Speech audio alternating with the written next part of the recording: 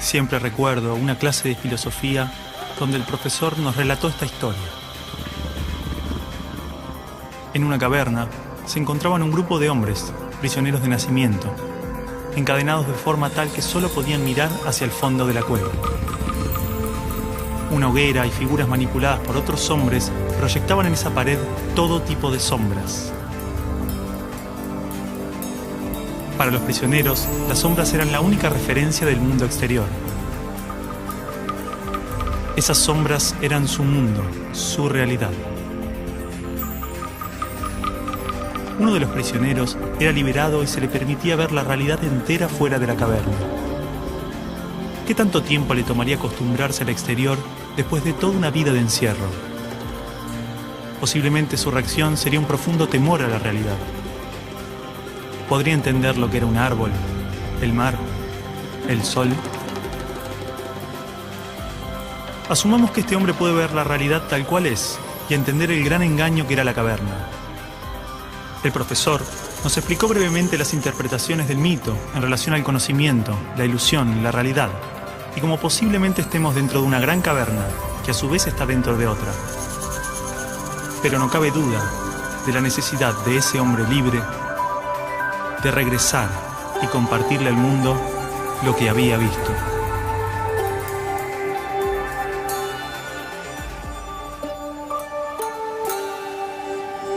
Bueno, y es así como en su 11ª tesis, él llega a la idea de que el filósofo no solo tiene que entender la realidad, sino que tiene que llegar a transformarla. ¿Sí? Medios de comunicación, miles de libros, todos los discursos políticos, organismos internacionales, expertos, filósofos, páginas de internet.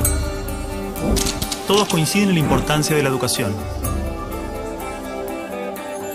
Se invierte en capacitaciones, mejoras edilicias e investigaciones. Se compran libros, netbooks, pizarras digitales. Se dictan cursos, suben salarios, bajan salarios. Se imitan modelos extranjeros. Todo para mejorar la educación. Esto no evita que haya tantas escuelas como realidades sociales. Escuelas marginales, para pobres, escuelas depósito, escuelas para obreros, profesionales, escuelas de clase media, escuelas públicas y privadas, escuelas para ricos, escuelas de la élite. Gran parte pretende incluir y contener a la mayor cantidad de estudiantes. Muchas otras se concentran en formar trabajadores de diferentes jerarquías. Y solo unas pocas se dedican a los supuestos resultados de excelencia. Más allá de sus diferencias, todas trabajan y aspiran a un ideal de escuela común. ¿Hasta qué punto esta escuela ideal nos ayuda a desarrollarnos individual y colectivamente? ¿Realmente este paradigma educativo busca que las personas tengan una buena calidad de vida y trabajen para la mejora de su comunidad? ¿Hay otro tipo de escuela que lo logre? ¿Hay alguna educación pensada con estos ideales? Esto nos llevó a abrir las puertas de un mundo oculto para muchos de nosotros. Esta película es parte de un proceso que posiblemente no tenga fin, una pregunta que seguramente no tenga respuesta, una búsqueda sobre cuál es la naturaleza del aprendizaje y la educación, qué errores cometimos y principalmente qué ideas nos sirven para seguir buscando, seguir aprendiendo. Javier, ¿en qué quedaron? Bueno, yo les propongo a los chicos como ejercicio que escribieran un texto, ¿no?, contándonos cuál era el balance de estos años en la escuela. Y eso es. Muy poco de lo que pasa en nuestra escuela es verdaderamente importante. Nos enseñan a estar lejos unos de otros y a competir. Padres y maestros no nos escuchan. Por todo eso decimos basta. La educación es...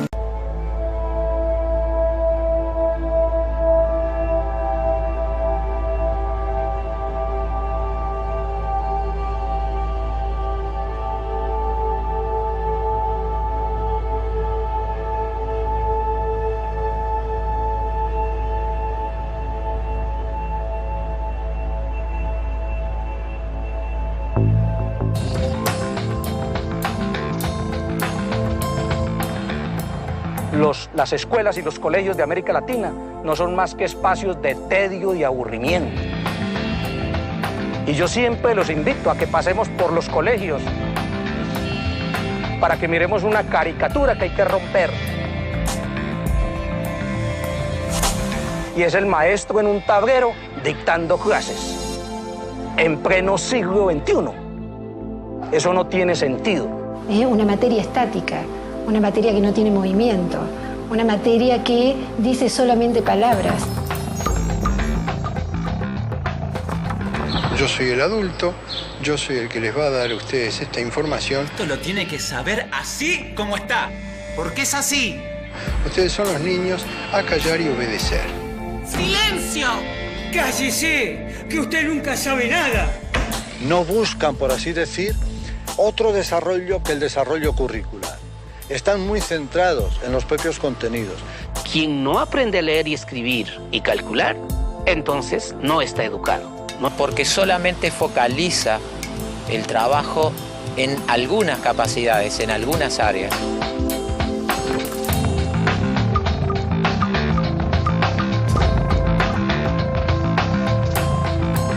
El conocimiento actual está parcializado, porque la mirada es parcial. Nosotros decimos que en las escuelas convencionales el aprendizaje es preventivo.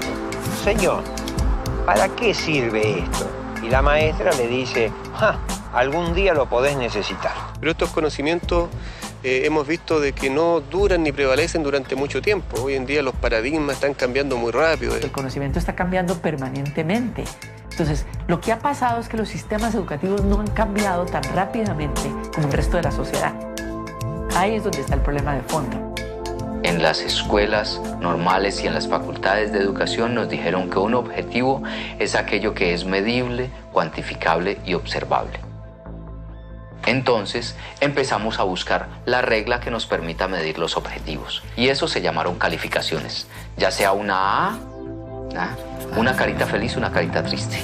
Pero la lógica siempre va a ser la misma. ¿Comparar qué? Comparar el sujeto, sus aprendizajes, frente a una escala estandarizada que mide ¿qué? Si cada sujeto es único, singular e irrepetible. Busca que un número defina incluso la calidad de persona que eres.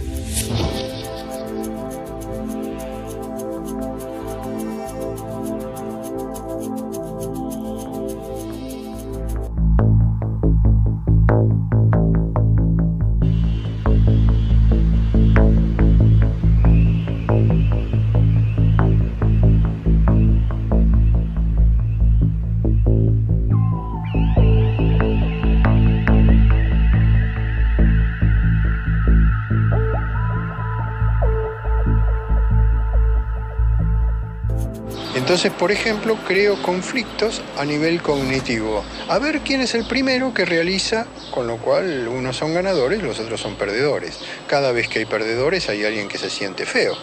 Era obvio. Se estimula mucho a los chicos a competir entre ellos. Los mejores alumnos tienen reconocimientos, tienen premios. Aquellos niños que no les van bien en los exámenes, se les llama la atención. 4. En muchos casos ni siquiera son tenidos en cuenta. Todo el mundo habla de paz, pero nadie educa para la paz. La gente educa para la competencia y la competencia es el principio de cualquier guerra. En teoría, todas las leyes de educación nos hablan de objetivos de desarrollo humano profundos, valores humanos, cooperación, comunidad, solidaridad, igualdad, libertad, paz, felicidad, y se llenan de palabras hermosas. La realidad es que la estructura básica del sistema promueve justamente los valores opuestos. La competencia, el individualismo, la discriminación, el condicionamiento, la violencia emocional, el materialismo. Cualquier idea que se promueve desde el discurso es incoherente con lo que la estructura sostiene. A ver, a pesar de que la escuela teoriza y discute sobre principios y valores, los discute como contenidos.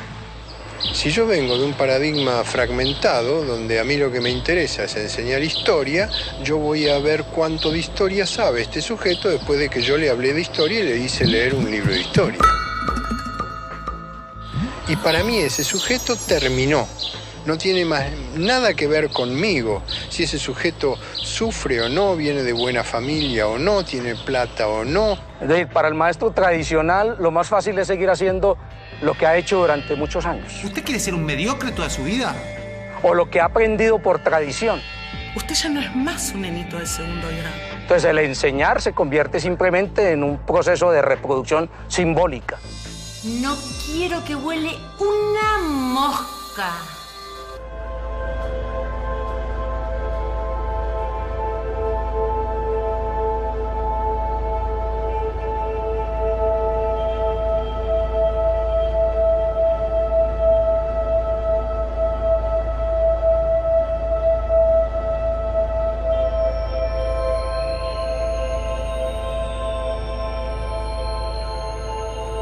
En la Argentina, la inmensa mayoría de los niños en este momento dicen, qué macana, hoy es lunes, tengo que ir otra vez a esa escuela. Pero ese no es el peor de los datos. La inmensa mayoría de los docentes en la Argentina dicen eso mismo. Yo creo que los maestros actuales son hijos de un sistema. No es que el maestro nazca o quiera ser profesor para ser bueno o malo. Es lo que el Estado le permite. ¡Basta! ¡Se quedan sin recreo! Ah, no. No me venga con que tiene problemas en su casa. ¿Cómo hago para educar la emoción de estos niños si en mi terciario de formación docente no me hablaron nunca una palabra de las emociones? Si siguen hablando, los voy a separar, ¿eh?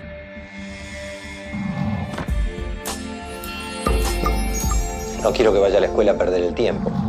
No quiero que vaya a pasar un mal momento.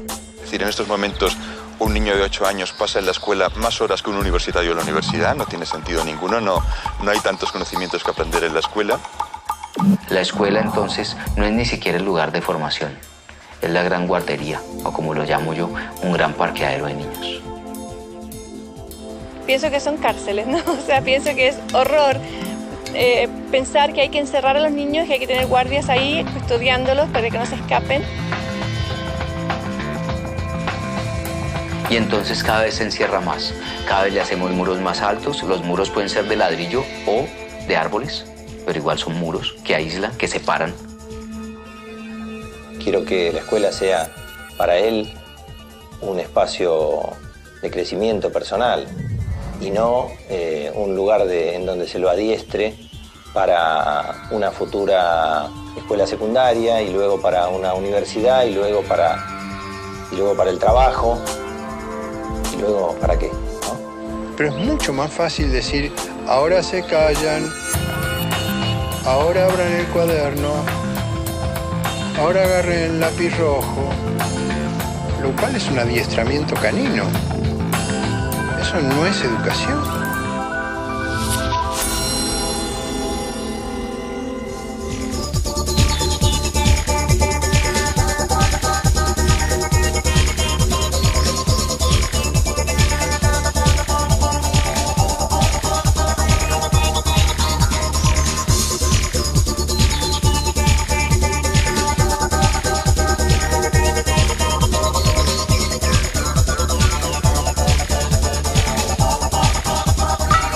De las cosas que aprendimos en la escuela, incluso cuando en la escuela aprendíamos muchas cosas, hay muy pocas que en la vida cotidiana necesitemos. Es posible que la escuela sea conveniente. Yo no creo que sea necesaria la escuela. Creo que puede ser demasiado, a lo mejor muy conveniente en la sociedad, pero podemos prescindir de ella.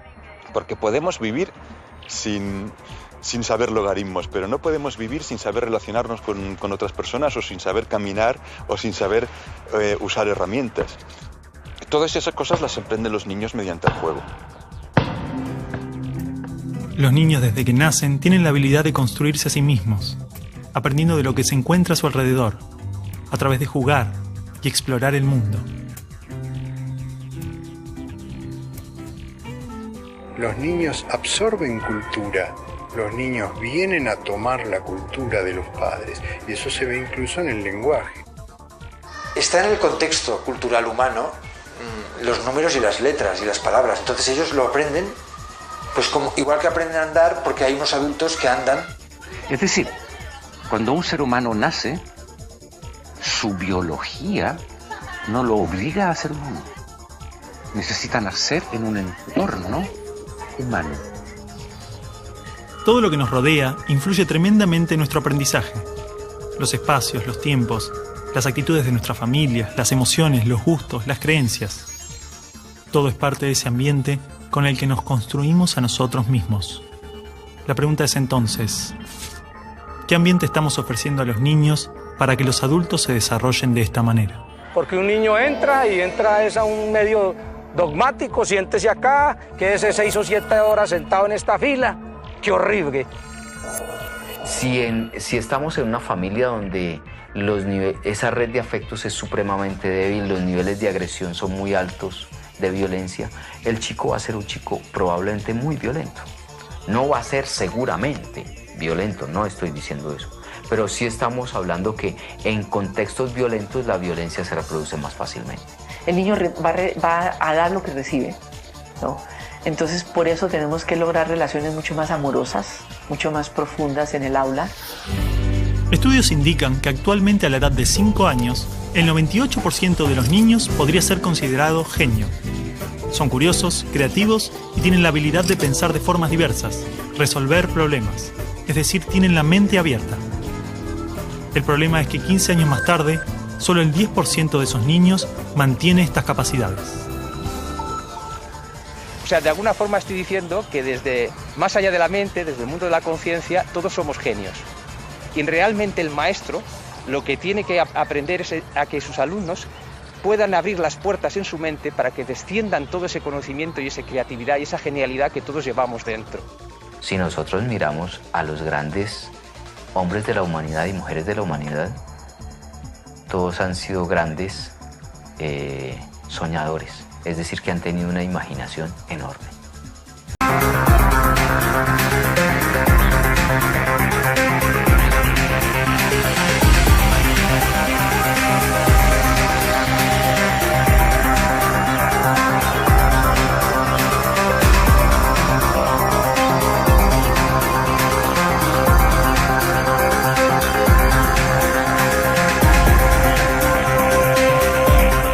Tiene un maestro interior, sobre todo en las primeras edades, que le impulsa al aprendizaje, que le impulsa al descubrimiento, que le impulsa al movimiento, que le impulsa a participar, a trabajar, a repetir comportamientos, que le impulsa a decidir cuándo quiere dejar de repetir algo porque lo tiene superado. Observando cómo actúan los niños, descubrimos que usan todos los criterios de un investigador connotado, exactamente los mismos. Por supuesto que a distintos niveles de complejidad, ¿no es cierto? Pero no hay niño que no sea sistemático en la observación. No hay niñita pequeña que esté observando que no genere experimentos. ¿Cómo podemos hacer para que sean más creativos? Ellos ya lo son. Lo único que tenemos que hacer es ofrecerles las posibilidades para que la puedan expresar de diferentes maneras. Si siguen haciéndolo, mañana van a ser científicos. Mañana van a ser artistas. Hay que dejarlos.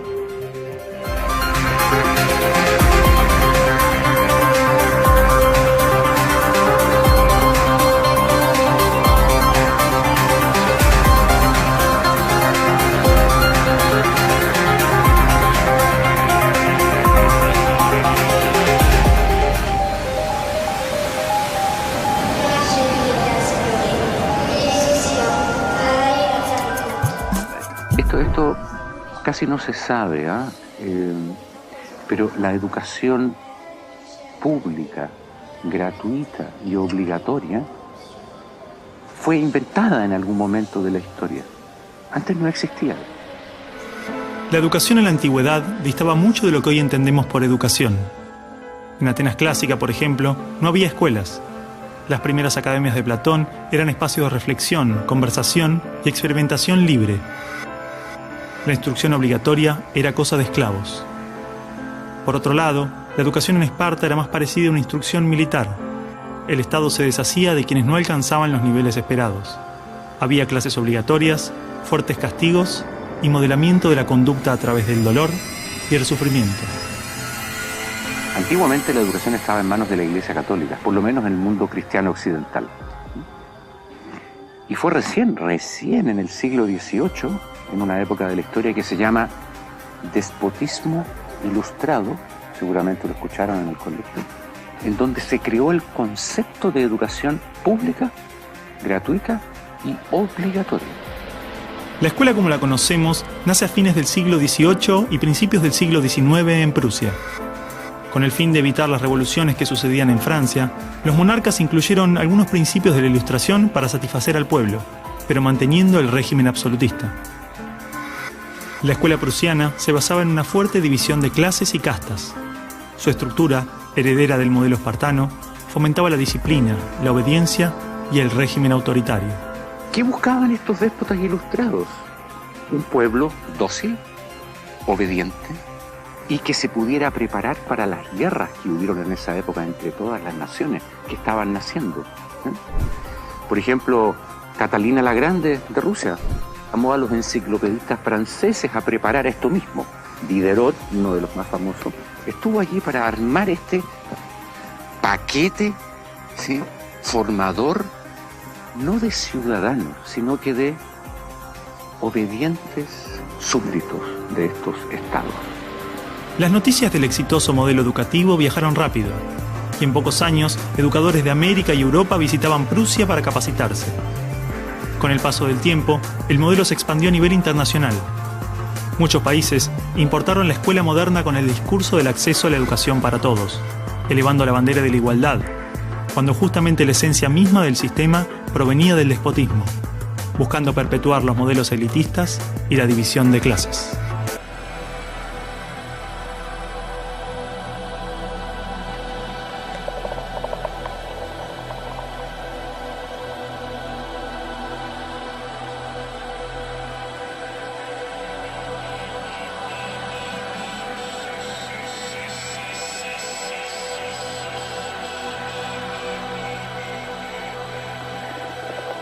El modelo de producción industrial en cadena de montaje era perfecto para la escuela.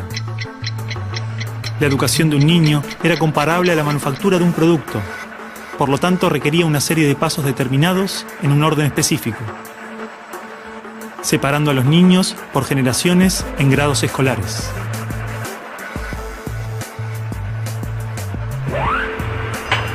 Y en cada una de estas etapas trabajaría sobre determinados elementos, contenidos que asegurarían el éxito, pensados minuciosamente por un experto.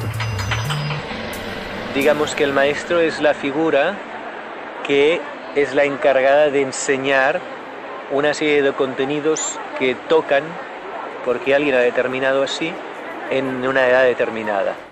Pero la educación no la preparan los biólogos. Y curiosamente muchas veces tampoco son educadores los que la preparan. Son administrativos. Son gente que no hace clases. En esta cadena, una persona estaría a cargo de una pequeña parte del proceso, insuficiente como para conocer el mecanismo en su totalidad, ni a las personas en profundidad. Un docente por año, por materia, cada 30 o 40 alumnos, llegando al punto de que el proceso termine siendo meramente mecánico. Y la educación, como la estamos viendo hoy, es administrativa. Hay alumnos que llegan, profesores que hacen clase, alumnos que se van, profesores que se van y al día siguiente se repite el ciclo. Un profesor estatal es un funcionario en que la autoridad le dice: usted tiene que enseñar esto, esto, esto y de esta forma. Porque hay que repetírselo a demasiados niños con un profesor de demasiadas horas de clase y con pocas horas de atención de alumnos en forma privada. Entonces va a dirigir siempre a un grupo colectivo. Porque evidentemente si tengo 30 niños, no puedo pretender que todos los 30 niños quieran hacer lo mismo al mismo tiempo. Este sistema de cadena de montaje, que nace con el taylorismo, fue aplicado tanto en la industria, la escuela y el ejército de diferentes países y culturas de Occidente. Hasta hace pocas décadas la escuela tenía estas cosas de cuartel y de asilo. Incluso el recreo termina con un timbre anónimo, no humano, que indica a los niños que deben adiestrarse poco a poco para pararse en una determinada baldosa detrás de determinada cabeza para formar una fila, generalmente de menor a mayor. Durante los últimos siglos, hemos construido nuestras escuelas a imagen y semejanza de las prisiones y las fábricas. priorizando el cumplimiento de las reglas, el control social. La escuela se pensó como una fábrica de ciudadanos obedientes, consumistas y eficaces, donde poco a poco las personas se convierten en números, calificaciones y estadísticas. Las exigencias y presiones del sistema terminan deshumanizándonos a todos, porque van más allá de los maestros, directivos o inspectores escolares. Están considerados grupos homogéneos, con contenidos homogéneos que tienen que obtener resultados parejos. Que todos tenemos que saber lo mismo. A pesar de que los adultos no sabemos todo lo mismo, a pesar de que no nos dedicamos todo a lo mismo, en las escuelas todos tienen que querer hacer lo mismo y hacerlo igualmente bien. Entonces la escuela tiene poca capacidad de responder a las necesidades individuales, porque la escuela instruye. Es un centro de instrucción y es lo que hace. El que no aprende, se queda. Esa es la realidad. Esto de alguna manera ya implica que el sistema educativo es un sistema de exclusión social. Selecciona el tipo de personas que estarán llegando a la universidad para llegar a formar parte de una serie de élite que domina pues, las empresas que dominan los sistemas de producción, económico, de comunicación, etc. Y otro tipo de personas para las cuales la escuela no es suficientemente adecuada, que están destinadas a otro tipo de trabajo más precario porque no dispondrán de los títulos para hacer esto. El sistema y los estados no les preocupa eso. No, honestamente, no les preocupa el ser humano como persona, como individuo. Y en esos términos, toda educación que busque otra cosa tiene que ser prohibida.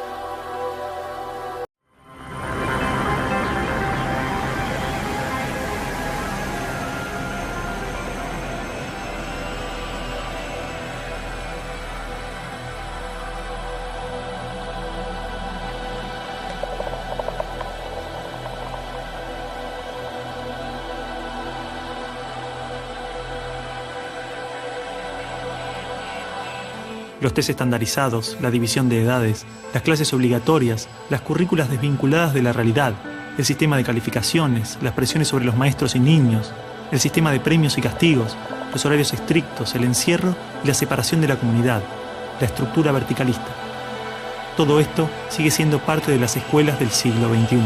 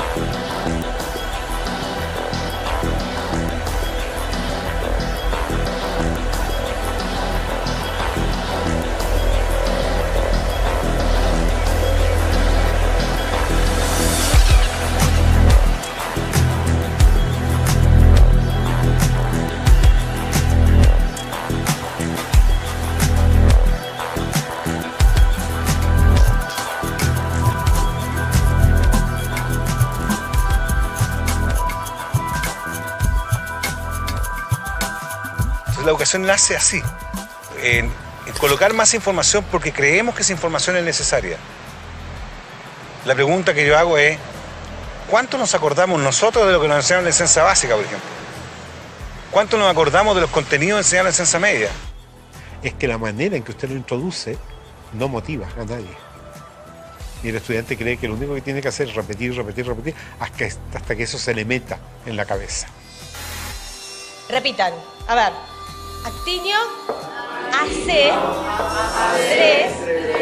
metal. Actinio, AC, 3, metal.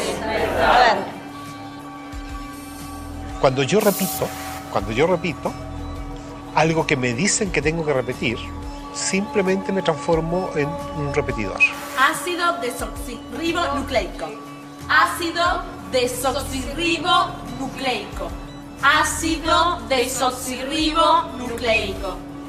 Comprenda o no comprenda, no me interesa, porque lo que importa es que yo diga de la misma manera lo que está dicho. Desoxirribonucleico. Ácido desoxirribonucleico. Ácido desoxirribonucleico. Si yo le exijo a un niño más de lo que él puede dar, empiezo a generar estrés en este niño. Ácido desoxirribonucleico. Ácido desoxirribonucleico. Ácido desoxirribonucleico. Ácido desoxirribonucleico. Ácido desoxirribonucleico. Aprender se convierte en un proceso fastidioso, en un proceso difícil y dejo de aprender. Todo lo que tú puedas aprender en el colegio, en el día a día, pasa a segundo plano si no es parte de tu decisión, si no es parte de tu opción. Son conocimientos fríos, son palabras que pueden irse con el tiempo. La información o el saber podemos almacenarla en nuestro cerebro, un libro o una computadora. Pero la comprensión es una herramienta en constante crecimiento, con características únicas que varían según cada persona. Implica crear y establecer relaciones entre criterios, y así resolver problemas. Y construir nuevos conocimientos. Los niños no eran autómatas que simplemente copiaban o repetían las cosas porque sí, sino que realmente había como más conciencia de parte de ellos de lo que estaban haciendo. Ese concepto va a entrar en él, lo va a asumir de una manera relacionada con su vivencia. Si no se disfruta del aprendizaje, no hay auténtico aprendizaje. Y sobre todo, la genialidad que cada alumno lleva dentro no puede descender y no puede enriquecer al resto de la clase ni al propio maestro. El aprendizaje profundo solo puede estar fundado en el interés, la voluntad, la curiosidad, y se origina más allá de las fronteras de la razón. Es mucho más que analizar o relacionar conceptos. Aprender implica un profundo proceso, donde se crean relaciones entre la persona y su entorno. Porque es que hay un principio también que maneja la neurociencia. Lo que más le gusta al cerebro humano es conocer, pero cuando conoce con dicha, goza y placer, que es el aspecto de la lúdica. Hemos partido del cerebro emocional para ir al cerebro lógico. Y esa lógica es válida, es buena, es más cómoda. Hay algo maravilloso en ver el momento del descubrimiento, que es el momento del aprendizaje. Ese chico no se olvida nunca más de cuando llegó a entender el porqué. Antiguamente el conocimiento solo podía encontrarse en bibliotecas o universidades. Tener acceso era vital para el aprendizaje. Hoy, el libre acceso a la información, las bibliotecas virtuales, la construcción colectiva del conocimiento, logran que no solo el conocimiento esté al alcance de todos, de forma abierta y plural, sino que se actualiza constantemente. Lo que nosotros podamos aprender en la escuela hoy, dentro de 4 años, a lo mejor cuando el chico salga de la escuela, ya va a estar completamente desactualizado. La educación, al escolarizarse, se metió dentro de la escuela y perdimos los criterios exteriores de la naturaleza. Hoy día leemos los criterios que salen en los libros. Y el problema es que como son muchos de ellos verdaderos, ¿para qué me voy a poner a discutirlo? Pero con eso desvirtuamos lo que es el proceso educativo, que es de descubrimiento, no de aprendizaje de las verdades. Ya no va a bajar las cosas como verdades, las va a presentar y al mismo tiempo va a estar dispuesto a dudar de ellas y a revisarlas juntos, ¿no?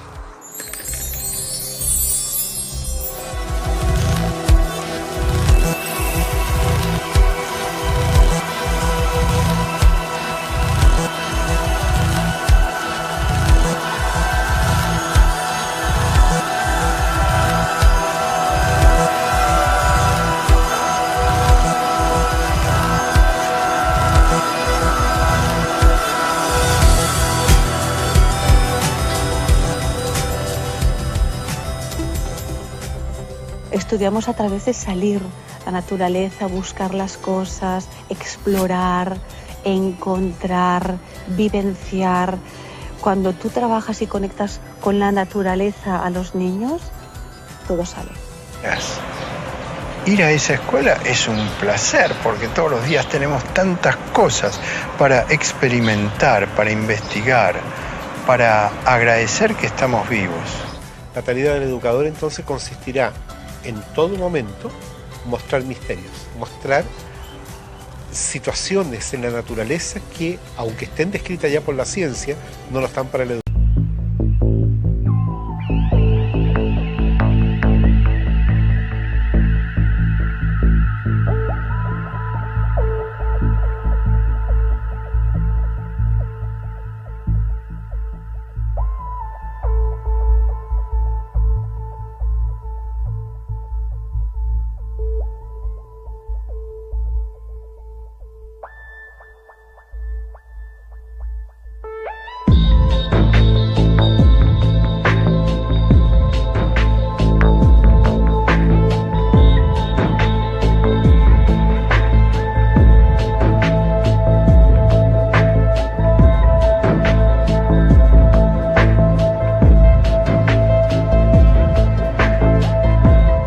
El Manifiesto Conductista de 1913 promovía una psicología cuyo objetivo era la predicción y el control de la conducta.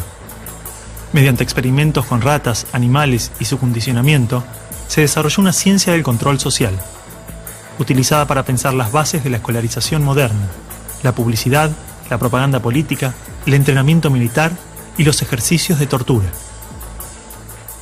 La manipulación de masas a través del miedo. Todo lo que vemos actualmente en nuestro mundo, todo tiene como bases el miedo. El miedo al cambio, el miedo al progreso, el miedo a ser tú mismo, el miedo a amar, el miedo a revelar tu ser enfrente de este mundo. Entonces estamos creando una sociedad en que la gente trabaja en cosas que no le gustan por conseguir dinero, por conseguir posición. O sea, es la sociedad del autoengaño. Tengo un diploma de, tengo un título de, tengo...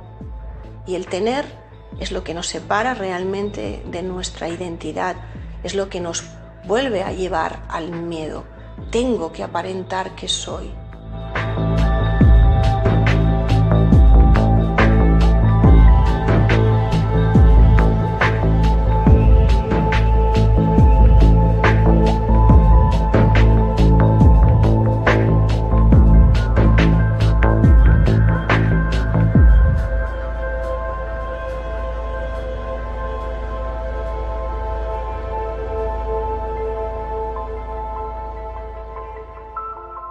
¿Qué pasa si te digo que no creo en la escuela, pero sí en la educación? Que quiero aprender, pero no aceptar lo que otros me imponen. ¿Qué pasa si te digo que la escuela no es tan buena como parece? Que desde su creación solo dice, repite, ignora y obedece. Que fue pensada por los mismos que dominan el mundo. Burócratas, dictadores, banqueros. Y nosotros la aceptamos como muchos. Lo que la escuela siempre buscó fue moldear a la gente. Haciéndoles creer que son libres e independientes. Pero lo único que espera de cada niño de la Tierra es que solo produzca y consuma para sostener este sistema. ¿Qué pasa si te digo que saber no necesariamente es comprender? Que el conocimiento es importante. Pero solo absorber información nos hace más ignorantes. Comprender es haberlo vivido y experimentado. Saber es simplemente poder acumularlo. La educación sirve para crecer y desarrollarnos. La escuela para aprobar el examen y graduarnos como esclavos. Aprender en libertad es poder elegir qué aprendo y descubrir cómo. La escuela es repetir lo establecido y acallar quiénes somos. Aprender en libertad es conocerme junto a otros y descubrir la vida. La escuela tradicional es negar quién soy y ser lo que otros me exijan. ¿Qué pasa si te digo que la escuela no piensa en el ser humano? Porque somos solo números que aprueban o repiten grados. Donde se desecha a quien no alcanza el promedio. Se les castiga y excluye, haciéndoles creer que son menos. Porque solo se dirige a un grupo homogéneo y en masa. Matando las diferencias, sueños y esperanzas. La verdad es que todos somos genios de chiquitos. Pero la escuela asfixia a quien no cumple los requisitos. La verdad es que realmente somos iguales. Porque todos y absolutamente todos somos únicos, diversos y especiales. Educar es aprender juntos a ser humanos. Pero sin un currículum de un ministro o un tirano. Educar es verte al espejo y reconocerte vivo. Mirar a los otros y encontrar lo mismo.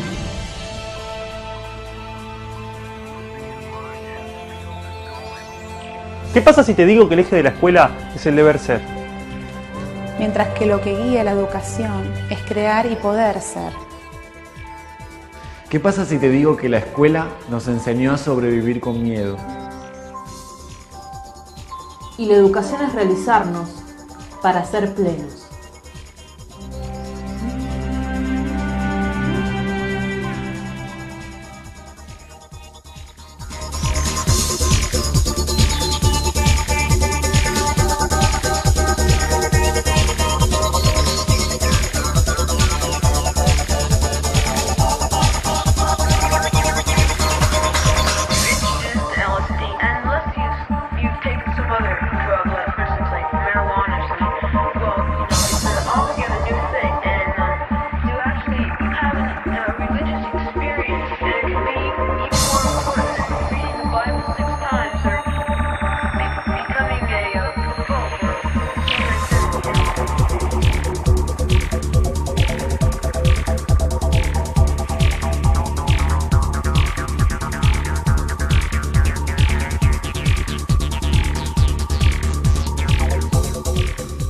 Let's talk about education. In most Western countries, school is compulsory and state-enforced. Truancy can result in fines or even jail time for parents. This isn't just a result of state coercion. On a cultural level, education holds a sacred status much like that of religion. This is an institution that most never question, and that's a problem. Did you ever wonder how it is that kids spend 13 years from kindergarten to high school supposedly being prepared for life, yet when they get out, they don't have any real skills? 13 years and kids aren't taught how to grow a garden, how to build a house, how to fix a car, how to balance a checkbook, or how to cook a healthy meal. 13 years and kids come out without even rudimentary concepts of how to organize or lead groups of people, without even a glimmer of understanding of how to resolve conflicts nonviolently. And we call this an education? Yes, we're taught how to read and write and to perform some basic math, but we aren't taught how to think for ourselves. We aren't taught the principles of logic or how to question an ideology. What we are taught is how to sit at a desk and listen obediently as the world is packaged into a neat little box that we are to accept without question. We're taught to regurgitate that information for test, to give the answer that those in authority demand. But most of all, we're conditioned to conform. And the reward for faithfully jumping through all of these hoops for 13 years is a worthless piece of paper that no employer even asks to see. Kids exit high school barely qualified to flip burgers at McDonald's. And even for that, they have to be trained. 13 years is a long time. That's most of our childhood. To have this much time taken by force with such pathetic results is unacceptable. The problem here isn't a lack of funding. The problem here isn't poorly trained teachers, lax regulations, or low quality curriculum. The problem is our entire educational paradigm. The system isn't designed to prepare children for the real world. It's designed to format their minds and condition them for a life of subservience. It's designed to create a population of individuals just smart enough to fill out paperwork and punch a time card, but too stupid to question the system itself or the authority of those running it. If we want to change course, we cannot ignore this aspect of our enslavement. There's no point laboring to wake up other adults in our lives if we send our children to be programmed by the state. The revolution of the mind must include a revolution in education.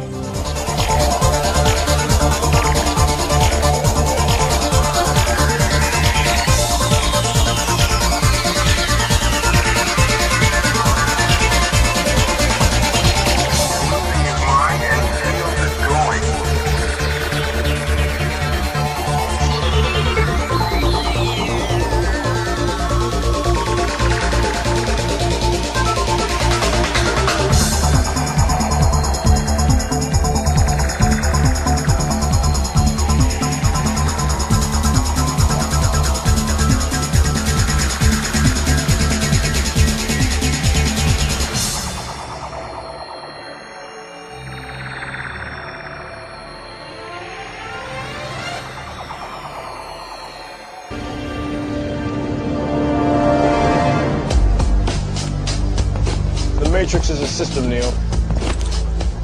That system is our enemy. But when you're inside, you look around, what do you see? Businessmen, teachers, lawyers, carpenters, the very minds of the people we are trying to save. But until we do, these people are still a part of that system, and that makes them our enemy. You have to understand, most of these people are not ready to be unplugged.